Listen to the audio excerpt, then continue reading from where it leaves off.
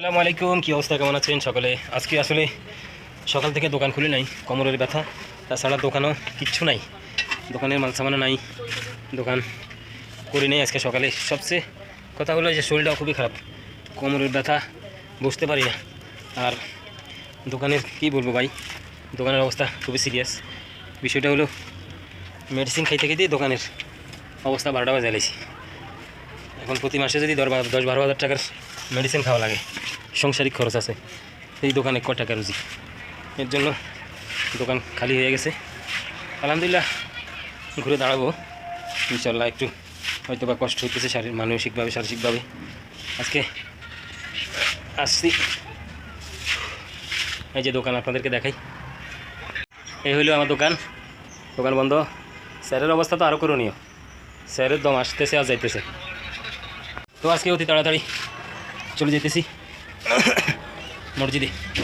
12:30 বেজে গেছে, আধা ঘন্টা মসজিদে বসে জিরাই, একটু জিকিরাজার করি, কিছু দোয়া খাই করি, সকলের জন্য দোয়া করি। আর বিশেষ করে ফেসবুকে নতুন করে একটা আপডেট এসেছে কন্টেন্ট মনিটাইজেশনের। আগে যেরকম অ্যাডসন, রিচ, বোনাস সবগুলোর একটা লক আসছিল, লক খুললে সেট আপ করা যেত। কন্টেন্ট মনিটাইজেশনের সেম অবস্থা করছে, সেট আপ দিছে, তবে লক করে দিছে। এই লক খুলতে পারলে তারপরে যে আপনি সেট আপ করতে পারবেন। ওরে আল্লাহ, কী রোদ! আরে বাপরে বাপ, প্রচুর রোদ। এই রোদে মানুষের অবস্থা খুবই খারাপ। আমি এখান থেকে উঠতে, এই সিঁড়ি দিয়ে উঠতে আমার খুব কষ্ট হয়। তো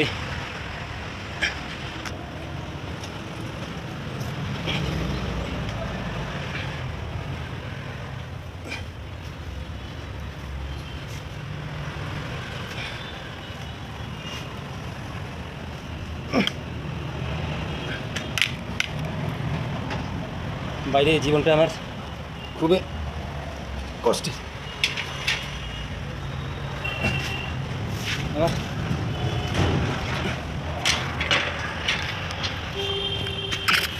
আল্লাহ রে আল্লাহ, এই যে এখানে সিঁড়ি, এই যে এখানে সিঁড়ি, এই দুটো সিঁড়ি উঠতে অনেক কষ্ট।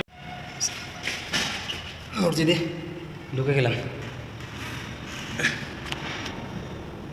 এই মসজিদে আমি 7.5 বছর মর্দনী ছিলাম, 7.5 বছর মর্দনীর দায়িত্বে ছিলাম এই মসজিদে। এখন আর এই মসজিদে দায়িত্ব নাই, এখন দায়িত্ব শেষ। তো আসলে যে কোনো কারণবশতে আমি এখান থেকে সরে গেছি। আসলে আমার চাইছিলাম আর কি 12 বছর যদি আজান দিতে পারি, আজান দিতে পারলে নাকি মর্জনের আসলে ময়দানে মাথা উঁচা থাকে, ওই খুশি, ওই চিন্তাধারা কইরা ভাবছিলাম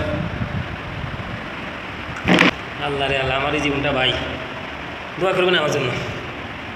এভাবেই আমার জীবন, এই বসতে পড়ে যায়, উঠতে পড়ে যায়, এই হলো আমার জীবন। এই দোয়া করবেন আমার জন্য, আল্লাহ যেন আমাকে সুস্থতা দান করে, এইটাই।